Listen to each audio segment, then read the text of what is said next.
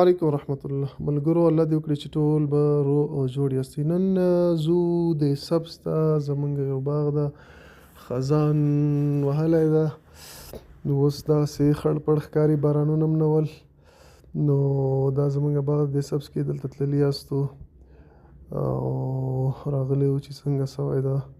نو اوس دغه باغ بیخي خړ پړ ښکاري بیا هم لږ لږ شینوالی شته بیخي لږ لږ زیات هم نه بعضې ځایونو کې غنم راشنه سوي دي نو دغه زمونږ باغ ده دلته مختلف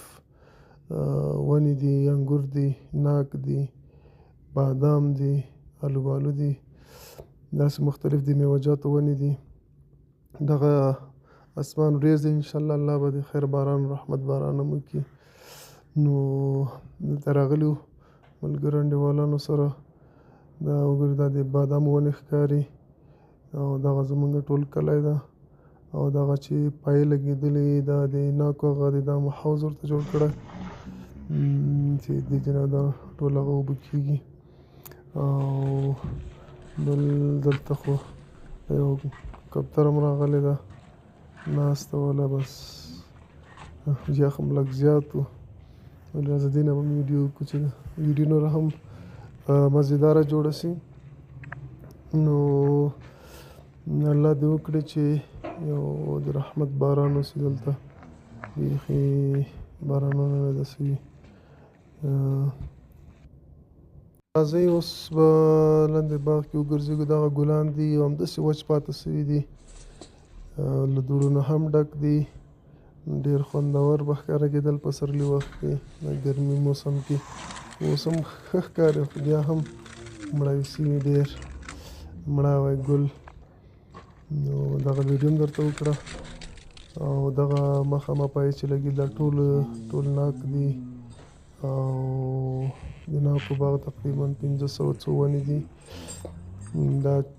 چینایي ناکو ونې دي دغه دا باغ نه دا ګلان داسې راتاو کړي دي نو ګورئ ملګرو دا د ناکو ونې دي دې خوا لږ د سره املوکو ونې هم کرلي دي دغه پایې چې ورته لګېدلې ده ترکي ناک دی او دا چې دا پایې ورته ونه لګي نو دا بیا کږېږي دا ونې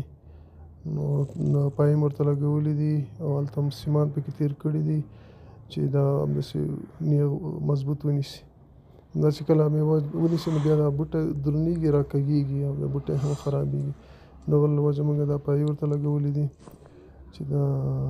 خرابې نه شي نو دا هر بوټی تقریبا ډېر حاصل کوي ځکه دا ترکي د مڼو ونې هم وي د ناکو هم دا د بادامو ونې دي ډېر ښه منظره ده ښایسته منظره ده لمر سترګې هم لږ لږ ښکاري او د بادامو ونې دي بادامو ونې خو لا تر اوسه پورې بوټی لږ لږ شین ده بیا هم ښکاري داسې چې خزان وهلي دي دا به انشاءالله پسرلي ته بیا ډېر ښه تک شنه ښکاري او ښه انشاءالله میوه به هم دا ځل ورکړي ځکه د دې ونو 2 کاله پوره شوي 3 کال روان ده نو الله به خیر کړي دا اوس بیرون راووتلو دلته زمونږ نور ځمکې دي غنم هم کرلي دي دا انګور دي او